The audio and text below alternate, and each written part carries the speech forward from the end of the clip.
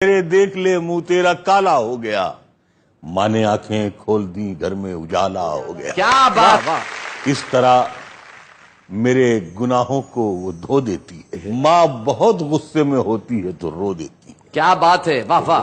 बुलंदियों का बड़े से बड़ा निशान छुआ, उठाया गोद में माँ ने तब आसमान छुआ। क्या बात है भाई, वाह वाह। किसी को घर मिला हिस्से में या कोई दुकान आई, मैं घर में सबसे छोटा था, मेरे हिस्से में माँ आई। क्या बात है भाई, वाह।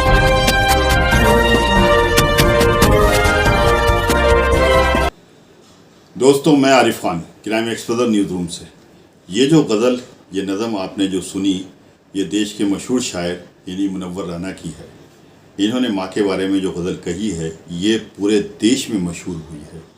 लेकिन इसमें कितनी सच्चाई है, इसका अंदाज़ा आप इनके भाई द्वारा कुछ दिनों पहले दी गई बाइट से लगा सकते हैं कि उन्होंने इनके बारे में क्या क्या कहा कि इनकी नज़रों में अपने पिताजी के प्रति या माताजी के प्रति क्या इनकी भावनाएं हैं और क्या सम्मान है। देखिए पहले इनके भाई ने क्या कहा था कुछ दिनों पहले सोशल मीडिया पर और मीडिया पर आकर, जिसे पूरे देश ने देखा था। लेकिन इस खबर को शुरू करने से पहले यहाँ दिखाना ज़रूरी है, इसलिए ये पहले आप देखिए। का शौक है और नक्शेबाजी का शौक है। अब उसे इस वक्त भूमाफिया बनने का शौक हुआ है। और जो हम लोगों के यहाँ पुश्तैनी ज़मीनें हैं, उस ज़मीन के सारे कागजात मेरे भाई मुनव्वर राना से दबाव डाल के पावर ऑफ अटॉर्नी सब लिखवा लिया। और उसमें से कुछ ज़मीन उसने बेच दी जो कि मेरे नाम और मेरे छोटे भाई राफे राना के नाम थी। तो उस पर हम लोगों ने केस, कोर्ट में केस करके बंटवारे का और अखबारों में नोटिस दे दी कि भाई इसका अब बंटवारा हो जाना चाहिए। इन्हीं सब बातों से, और इसकी बिक्री नहीं होना चाहिए, इनसे वो घबरा के और उसने इस तरीके की एक साजिश रची है कि सारे चचाओं को और मतलब चचेरे भाइयों को सबको अरेस्ट करवा के 307 में और हम लोगों पे दबाव डाल के और वो फिर अपनी मनमर्जी से वो सारी जमीनों को बेचे। ये असल उसकी कहानी है। और वो और उसकी बहनों ने मेरे भाई को, मुनव्वर राना को, एक तरीके से काशीराम बना दिया है।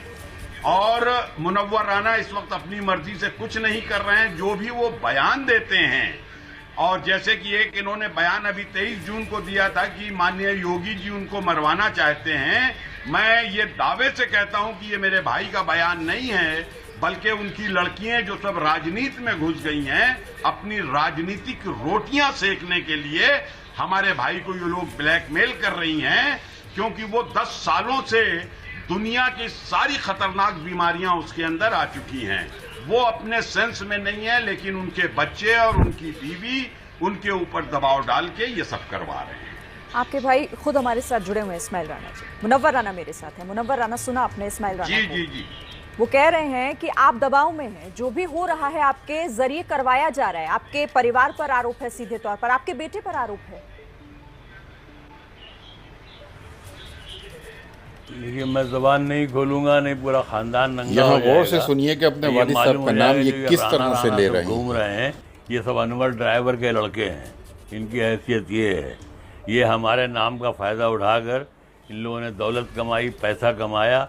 और ये जो बोल रहे हैं क्राइम, और ये अगर कलकत्ते के लाल बाजार पुलिस हेडक्वार्टर, जोड़ा धाकू पुलिस स्टेशन, बहू बाजार पुलिस स्टेशन की फाइलें चेक करवा ली जाएंगी तो ये मालूम होगा कि ये इस्माइल राणा जो दाढ़ी लगाए बैठे हुए हैं, ये कितने बड़े मुजरिम रहे हैं। बम बनाते में यही है मुनव्वर राना शायर जो अपनी बातें खुद अपने मुंह से बता रहे हैं और जिनके काल्पनिक विचार थोड़ी देर पहले आपने इनकी सिर्फ ये हुआ गजल कि में सुने बाप की थे। मोहब्बत में इनको हमने कभी फूल की छड़ी नहीं पड़ने दी। आज उसी का सिला है कि ये लोग मुझे और मेरे बेटे को ही मरवाना चाहते हैं। मुनव्वर राना, ये भी आरोप है आपके बेटे पर कि जो 29 जून को जो हमला हुआ, ये साफ कह रहे हैं कि ये दरअसल पूरी साजिश है, मुझे फंसाने के लिए किया गया, वो खुद ही करवाया गया। इस पर आप क्या कहेंगे? नहीं, फंसाने के लिए तो पुलिस काफ़ी है। हमने बताया ना कि कलकत्ते का जोड़ा साकू थाना है, लाल बाजार पुलिस हेडक्वार्टर है, वहाँ मालूम हो जाएगा कि ये इन लोगों का कैरेक्टर क्या रहा है। कहने का मतलब यह है कि दोहरा चेहरा और दोहरा चरित्र रखने वाले देश के प्रति कैसे वफादार हो सकते हैं।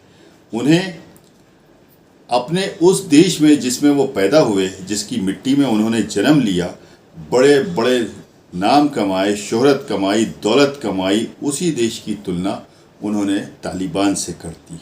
पहले वो बयान सुनिए जो मुनव्वर राना ने एक पत्रकार को इस मुद्दे पर दिया है। हिंदुस्तान को इज्जत की निगाह से दी, देखा अफगानियों को कभी किसी तरह की मदद की जरूरत हुई तो उन्होंने हिंदुस्तान से ही मांगा। लोग डर रहे हैं, लोग भाग रहे हैं वहां से, और लगातार जो है तमाम जगहों पे कब्जा किया जा रहा है। नहीं देखिए, लोग भाग रहे हैं लेकिन किसी को नुकसान तो नहीं पहुंचा रहे हैं वो लोग ना। भाई कहीं से भी भाग सकता है आदमी। माफ कर दीजिएगा, मैं बहुत मजबूरी में कह रहा हूं कि उत्तर प्रदेश के जो हालात हैं इसमें यहाँ से भाग जाने को नहीं चाहता है। आप वहां पहुंच गए, इराक पहुंच गए। उत्तर प्रदेश में कानपुर में रक्षे वाले को किस तरीके से, शर्म की बात है।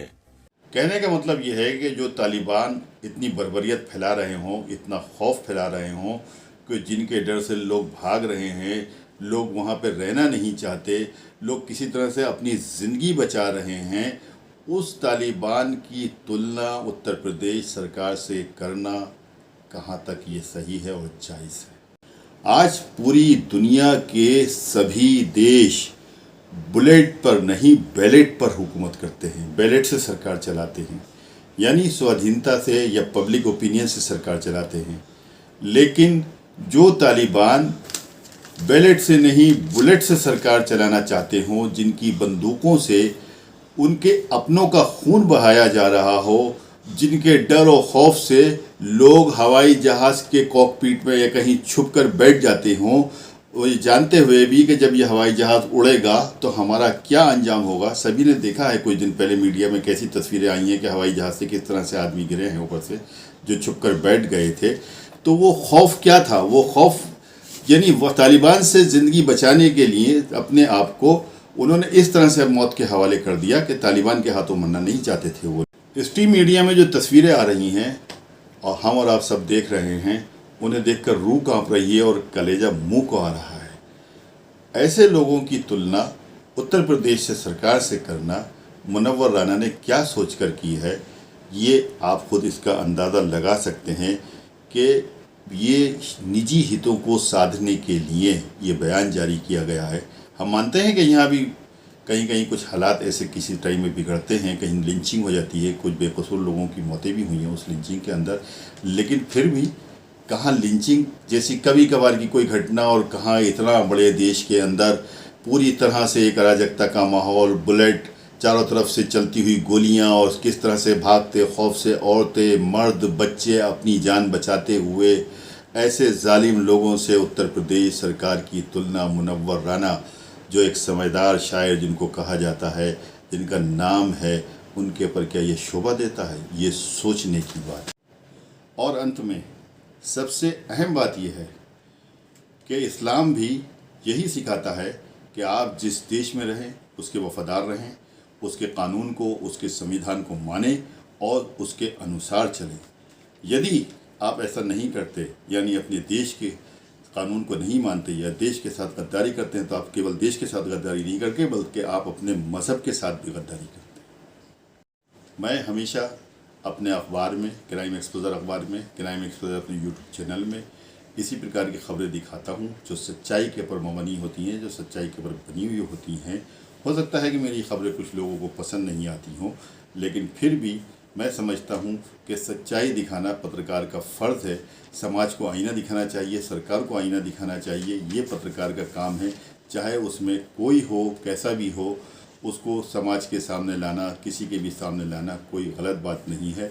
वही मैं करता हूँ, मैं सच्चाई को आपके सामने लेकर आता हूँ और मेरा ये मकसद है इसी तरह से हमेशा अपनी खबरें, चाहे वो समाज से जुड़ी हों या किसी सरकार से जुड़ी हुई हों या आम आदमी से जुड़ी हुई हों। आज यहाँ तालिबान इंटरनेशनल मुद्दा है, नेशनल मुद्दा हमारा नहीं है, लेकिन फिर भी आज तालिबान को लेकर हमारे देश में भी सियासत शुरू हो गई है। कुछ लोगों ने अजीब अजीब बयान देना शुरू कर दिए हैं, इसलिए ये खबर दिखाना ज़रूरी था अगर दोस्तों ये खबर पसंद आई हो तो लाइक कीजिए, शेयर कीजिए, आगे बढ़ाइए, और यदि चैनल को सब्सक्राइब नहीं किया है तो इसको सब्सक्राइब कीजिए। नेक्स्ट वीडियो में इंशाल्लाह जल्द मुलाकात होगी, तब तक के लिए जय हिंद।